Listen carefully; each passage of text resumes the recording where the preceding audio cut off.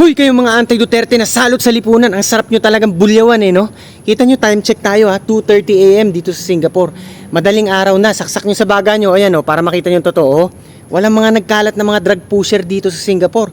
Kahit mga kriminal, mga rapist, wala dito. Dahil disiplinado at hindi tulongges ang gobyerno dito. Hindi tulad dyan sa Pilipinas na talagang bangag ang administrasyon at talagang walang pakialam sa taong bayan. Pero kayong mga bangag na loyalista todo kampi pa rin kayo despite sa mga nangyayaring mga kapalpakan ngayon kainutilan sa administrasyong bangag na ito. Kita nyo yung napapabalita ngayon na ino-offeran nila yung mga 18 ex-marines ng 20 to 25 million pesos per head. Imagine niyo gaano kalaking halaga yan kung 18 katao di nasa 450 million pesos ang total yan o mahigit pa. Imagine niyo napakalaking halaga. Saan kukunin yan? Sa bulsa ba ng mga bangag na politiko naman yan? O sa pondo ng bayan? Siguro naman hindi kayo mga pinanganak kahapon para sabihin na galing yan sa bulsa nila. Walang tulongges sa politikong mag-i-invest sa ganyang kalaking halaga. Kukunin yan sa pera din ng taong bayan, sa taxpayers money na talagang kukurakutin nila. Talagang nanakawin ang pondo ng bayan na naman para lang ibigay at i-offer dyan nga sa mga 18 ex-marines para sila'y babaliktad daw. Mga bangag na loyalista, medyo talasan nyo naman ang isip nyo. Alam kong yung iba sa inyo hindi nakapag-aral dahil mga tamad, at mahilig lang umasa sa mga ayuda.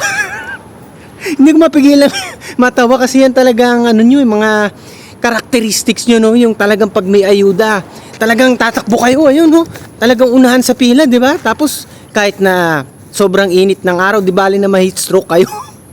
Basta makakuha lang ng ilang libon ayuda, At talagang yan nga, kahit na maubos ang oras nyo, aksayado sa oras sa haba ng pila, pinagmumukha na kayong mga pulube na binibigyan ng limos lang yan di ba? Wala kayong maluloko dito.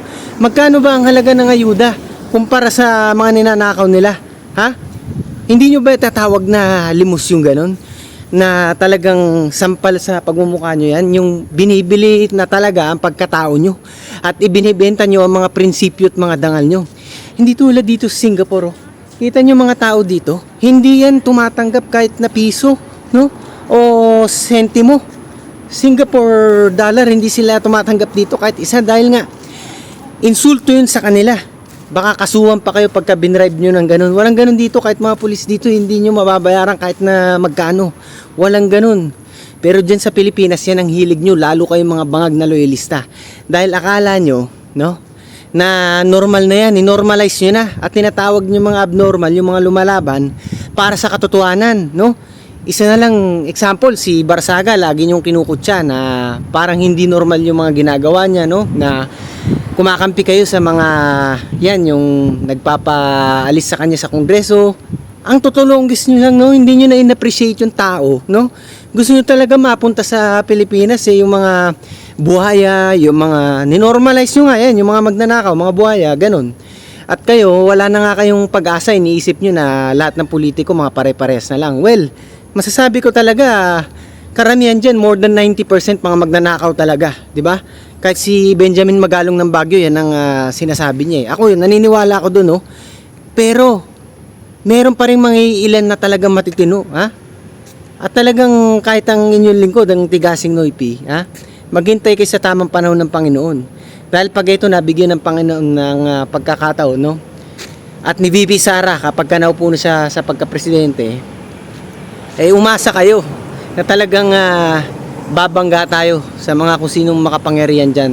Dahil ang binigay na tapang sa atin ng Panginoon, gagamitin natin ito hindi para makapanindak ng mga inosente, kung hindi para talaga banggain kahit sino pang makapangyarihan dyan, kahit sino pang bilyonaryo, trilyonaryo, o yung mga invisible na mga nag-aasik ng lagim dyan, yung mga nandyan sa underground, yung underworld na tinatawag. Maraming ganyan dyan sa Pilipinas. Yan ang mga naghahari ngayon, yung mga taong illegal na ganyan, hindi sila nagpapakita.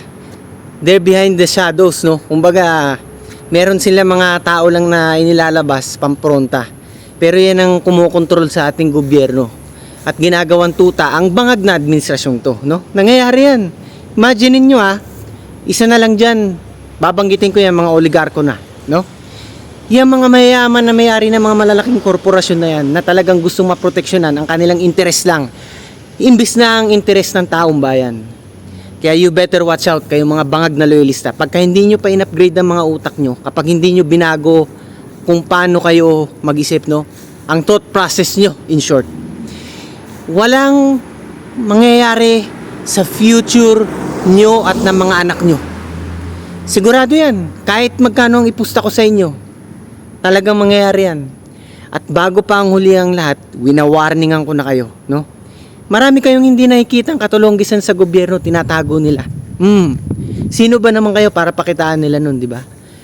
Eh, kita nyo nga kinukurakot nila. Milyon-milyon, bilyon-bilyon, trilyon, di ba? At kayo, ano mga kinakain nyo ngayon? Hirap na hirap kayong pagkasyahin ng mga sweldo nyong napakaliliit na, no? Ini-increasean nila ang pasahod minsan. Gabutil, barya-baryang increase, pero ang taas ng bilihin, sobra-sobra pa sa inaakala nyo, di ba? Sky high. Talagang yun ang totoong racket. Ayan. Nabanggit ko na naman yung salitang racket na pinaplano ng bangag na administrasyong ito.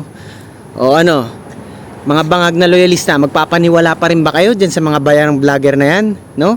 Yung mga unti na lang siguro malalagyan na ng bulak sa ilong yan dahil sa kanilang pagkagurang at pagkalambot. Tapos yung iba pa mga feeling pogi. Itong santo yung mahilig daw itong pumorma di ba? May mga magandang sasakyan daw Kala nyo kung sino. Munin ko nung suntukan yan. Baka kahit isang kamay ko lang yan. Baka mamaya ano na yan mabaldado pagka naglabang kami.